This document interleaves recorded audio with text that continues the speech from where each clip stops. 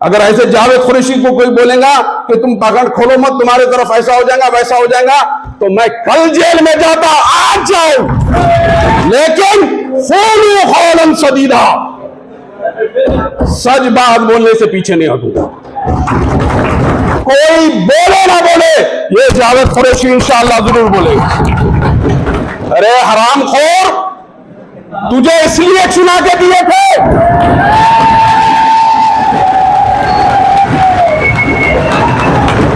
नहीं हमने क्या इसलिए चुना के दिए थे कि तू हमारा कुल इनॉग्रेशन करेगा, जबकि पूरे रमजान में सब्र का घूट अगर किसी ने किया तो हमने दिए थे। उस इत्तेहाद को किसकी नजर लग गई या किस मक्कार ने इसको खा लिया?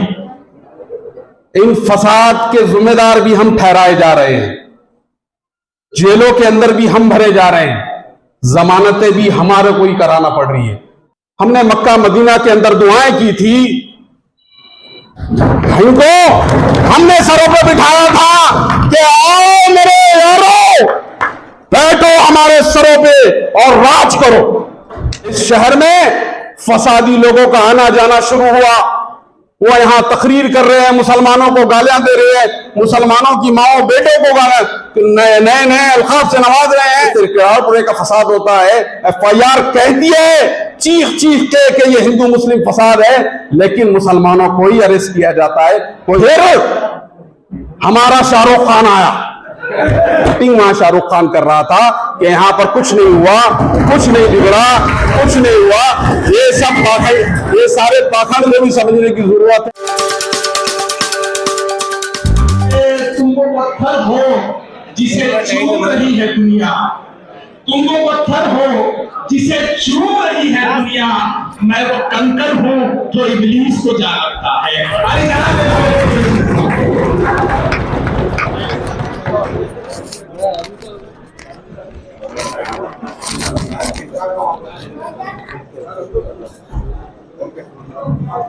अस्सलाम वालेकुम।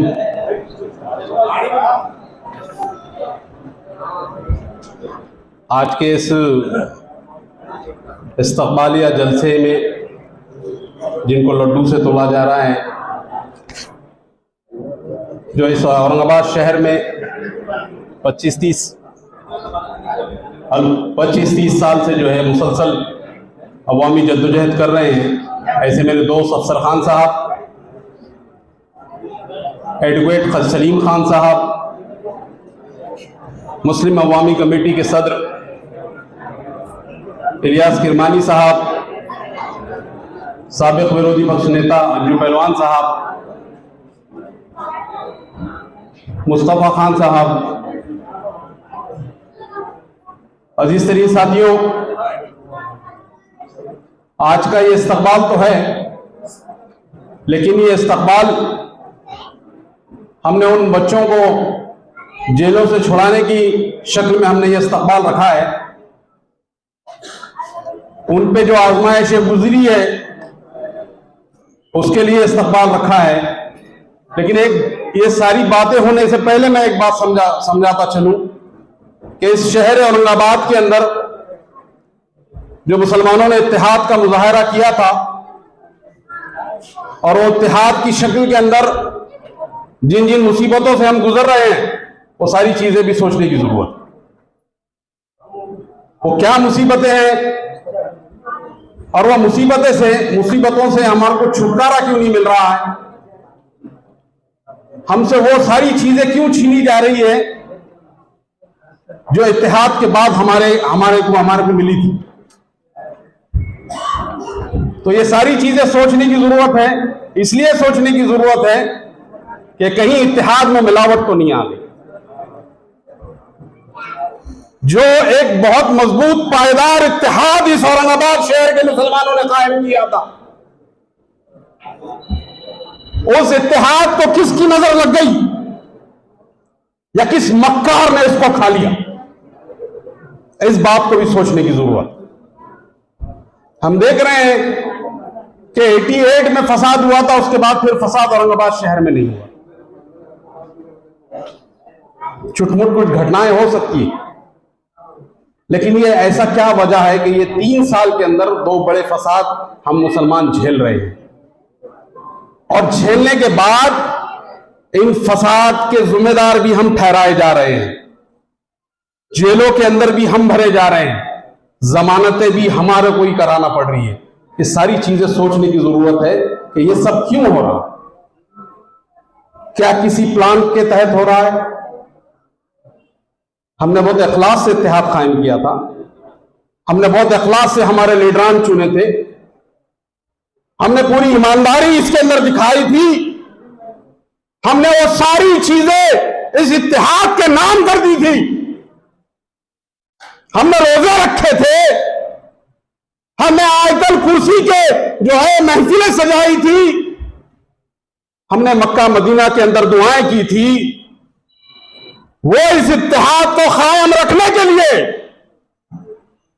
और ये इत्तेहाद के अंदर जिन लोगों ने इस इत्तेहाद को पारा पारा करने की कोशिश की है, ये वही लोग हैं जिनको हमने सरों पे बिठाया, इनको हमने सरों पे बिठाया था कि आओ मेरे यारों, बैठो हमारे सरों पे और राज करो। यही कहा था ना, यही बात हुई थी, हमने राज करने के लिए बिठाया था, और तुम लकड़ी से जानवर के जैसा हकाने का सलूक हमारे साथ कर रहे हैं। अब तुमको कैसा हम बर्दाश्त करेंगे? अजीज तरीन साथियों, फसाद हुए भी, मुसलमाना जज्बात में आए भी, और मुसलमानों को हमने संभाला भी। तुमको मिल्लत का सही तरीके का तर्जुमा ही नहीं मालूम अभी कि मिल्लत क्या रहता है, तो तुम मिल्लत की नफ्स को क्या पकड़ेंगे, मिल्लत की मिजाज को क्या पकड़ेंगे, और मिल्लत किस तरीके से संभलती है वो तुमको संभालना कैसा आएगा? नहीं आएगा।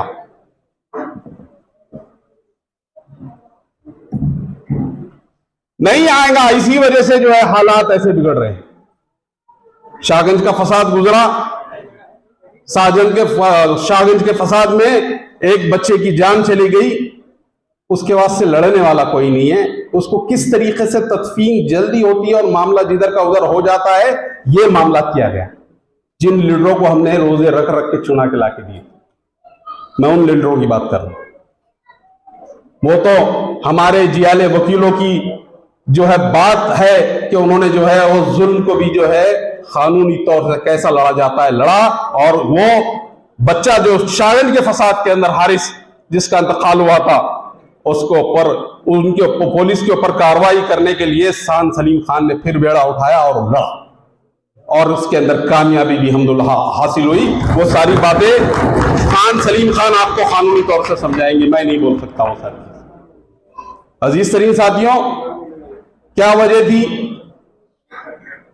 कि मुसलसल 1.5 महीने से हम एक कर्ब की शक्ल में गुजर रहे थे इस शहर में।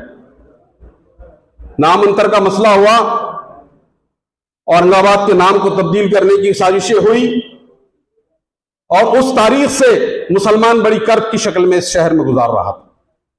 हम एहतजाज कर रहे थे, हम रास्ते पे एहतजाज कर रहे थे, हम कानून के दायरे के अंदर एहतजाज कर रहे थे, कानून की लड़ाई लड़ रहे थे। इस शहर में फसादी लोगों का आना जाना शुरू हुआ। वो यहां तकरीर कर रहे हैं, मुसलमानों को गालियां दे रहे हैं, मुसलमानों की माओ बेटों को गालियां नए अल्काब से नवाज रहे हैं। हम खामोश सब्र का मुजाहरा कर रहे हैं, क्योंकि हमारे पास रमजान चालू था, हम रोजे रख रहे थे, हम इबादत कर रहे थे, हमारे अंदर वो सारी रूहानी ग़िज़ा हमारे अंदर जा रही थी। ये सारी चीजें हम कर रहे थे। फिर क्या वजह थी? क्या वजह थी इतना सा पूरे कर्ज की शक्ल में दे दे? रमजान के अंदर ही जानना के अंदर एक मुसलमान मौलाना की जो है दाढ़ी काट दी जाती है, उनके साथ बदसलूकी की जा सकती है। ये सारा कर्ब हम बर्दाश्त कर रहे थे, सह रहे थे। फिर भी हमने इस शहर के अमन को नहीं छोड़ा, इस शहर के अमन को नहीं छोड़ा हमने। हम सारी चीजें बर्दाश्त करते रहे और खामोश सह रहे सब्र के साथ। लेकिन कब तक हमारे सब्र का पैमाना क्या फूटेगा? नहीं। हम नामर्द तो नहीं है ना,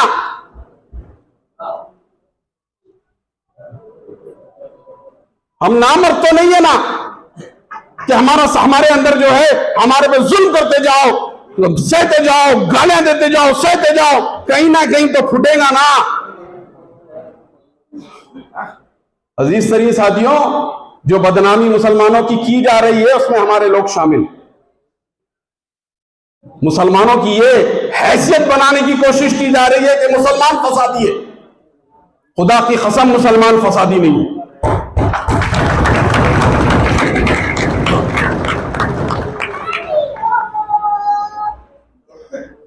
रमजान चालू है, रामनवमी भी है।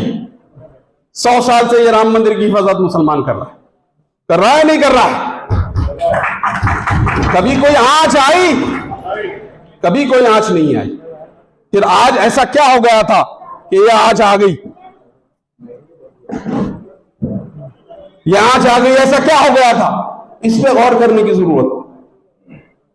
आज ये जलसा आप लोगों के लिए इसलिए भी है जहां अफसर खान की कोशिशों को यहां सराहा जा रहा है, एडवोकेट सलीम खान की कोशिशों को सराहा जा रहा है। उसी तरीके से ये बात को भी समझने की जरूरत है कि मुसलमानों को बदनाम करने की क्यों कोशिश की जा रही है, क्यों साजिश हो रही है, उनको फसादी साबित करने की कोशिश क्यों जा रही है कि तिरकियापुरे का फसाद होता है। FIR कहती है चीख चीख के ये हिंदू मुस्लिम फसाद है, लेकिन मुसलमानों को ही अरेस्ट किया जाता है, कोई गैर मुस्लिम इसमें अरेस्ट नहीं।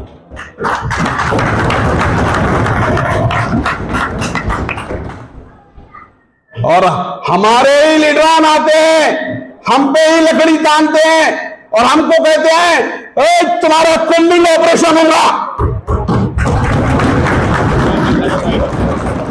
अरे हरामखोर, तुझे इसलिए चुना के दिए थे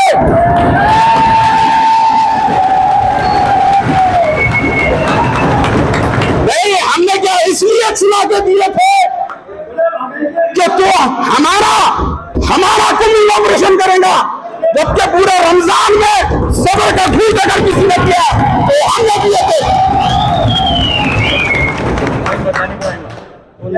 कौन बचाने को आएगा? तो आ गया तुम्हारा बाप अफसर खान माफी।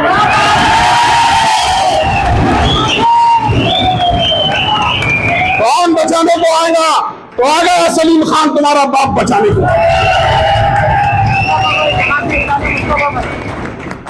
और कौन बचाने को आएगा? तो जमतुल उलमा के मुस्तफा खान यहां बचाने को। और वो लोग भी सुन ले जो छुड़ाने का ढोंग कर रहे थे और बाद में मुखबरी कर रहे थे, एक एक का घर बता रहे थे, वो लोग भी सुन ले। किन किन ने सब मालूमात है हमारे पास, कौन कौन है हरामखोरे अकीदा, सारी मालूमात है हमारे पास। लेकिन अजीज तरीन साथियों, हमको जो बदनाम करने की कोशिश की है, मैं आपको बार बार उसी तरफ इशारा कर रहा हूं कि हमको जो बदनाम करने की कोशिश की जा रही है कि ये फसाद बर्पा हमने किया। कसम खुदा की ये फसाद बर्पा हमने नहीं किया। ये मुसलसल कुछ लोग पहले आए, उनको मुसलमानों ने खामोशी से समझा के वापस भेजा दी, और जो बाद में आए उन्होंने शरारतें की, और वो शरारतों का नतीजा था कि ये सारे वाकयात गुजर गए। फिर हमारा शाहरुख खान आया,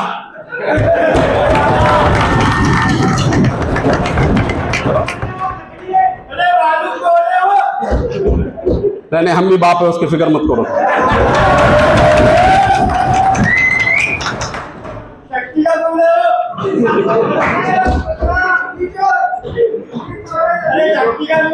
अरे रुको ना जरा यार। तो कोई भी लीडर मुसलमानों के बीच में आता तो मुसलमानों के मसाइल के पूछता है कि क्या बात है, तुम इतने लोग क्यों जमा हो गए? ये लीडर की क्वालिटी में है। लीडर के अंदर ये सलाहियत होना जरूरी है, नहीं तो वो काय का लीडर? शाहरुख खान बनने का था तो फिर काय को लीडर बन रहे?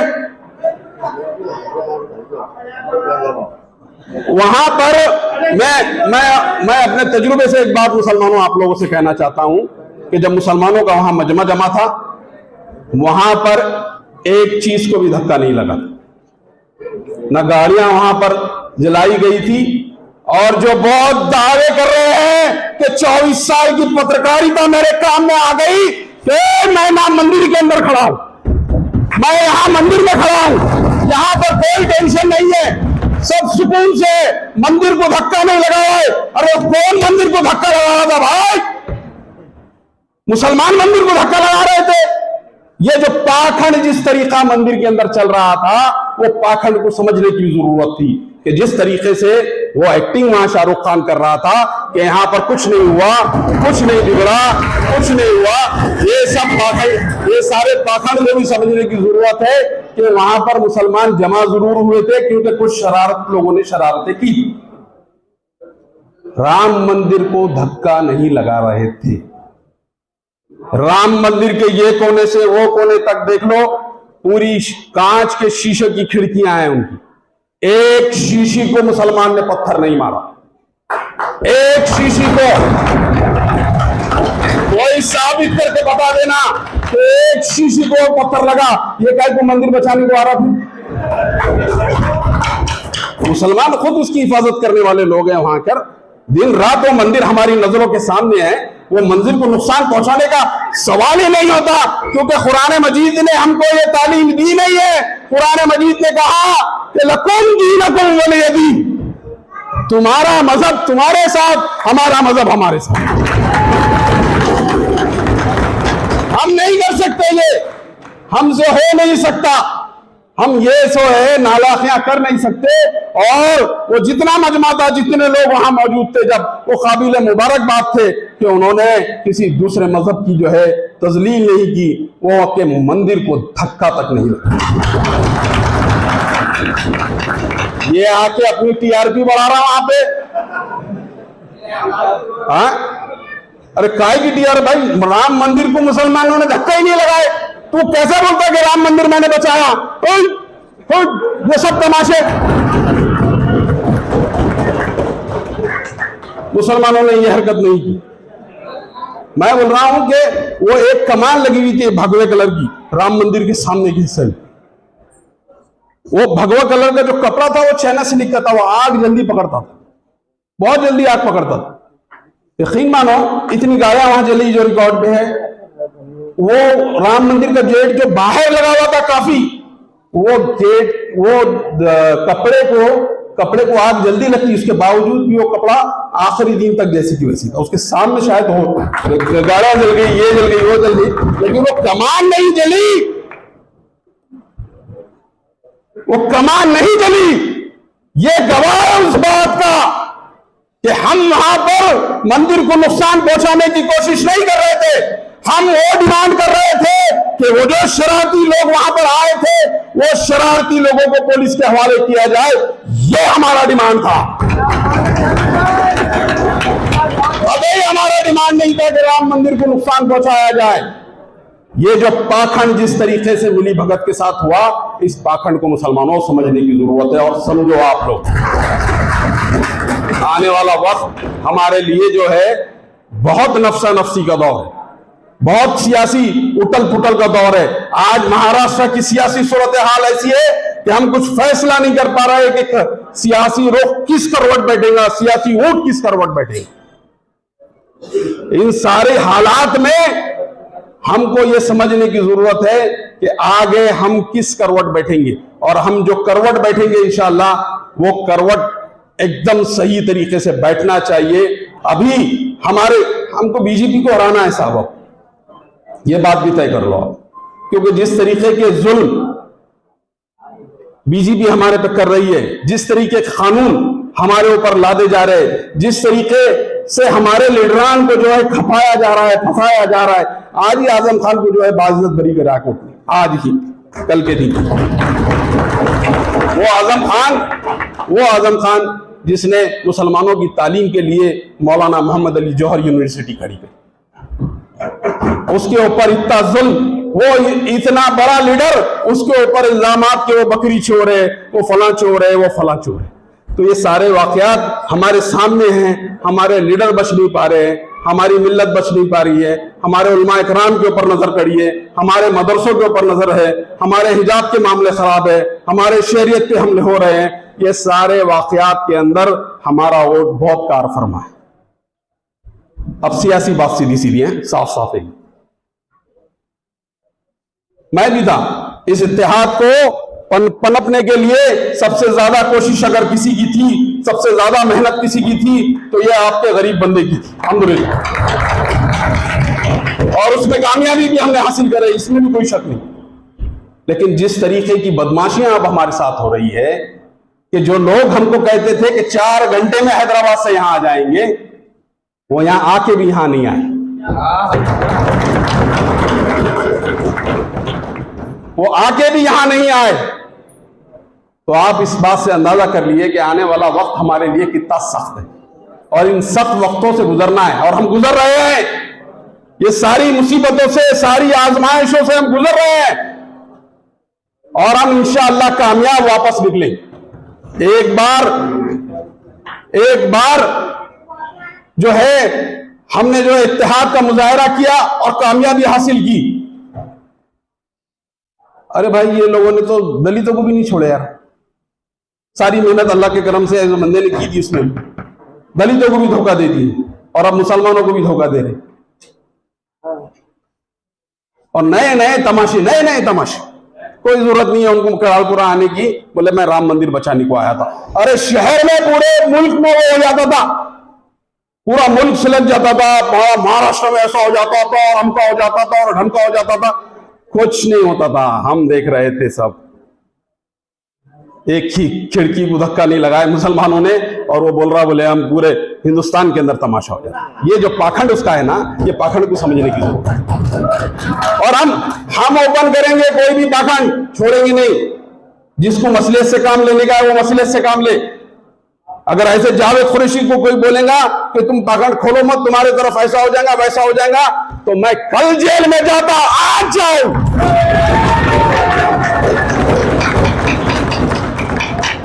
लेकिन क़ौलन सदीदा, सच बात बोलने से पीछे नहीं हटूंगा। बिल्कुल ये तालीम ही नहीं है मेरी, और जिन लोगों के साथ मेरा उठना बैठना है उन्होंने भी कभी नहीं सिखाया मुझे, और जिसने मुझे पैदा किया उसने भी मुझे ये नहीं सिखाया कि तू सच बात से मुकर जा, मसलियत की राह इख्तियार कर ले। फिर कुरान ने कहा कि ईमान वालों, वो बात क्यों कहते हो जो करते हैं। तो ये पाखंड नहीं चलेंगे। मुसलमानों को बहुत साफ साफ गाइडलाइंस तुमको जो है मिली हुई है इसके अंदर, और उस पर अमल करने का कि जो बात तुम कहते हो वही करो। तुम्हारे से राम मंदिर बचने वाला नहीं था, तुम बिला वजह के पाखंड मत करो हमारे सामने आके यहाँ पे।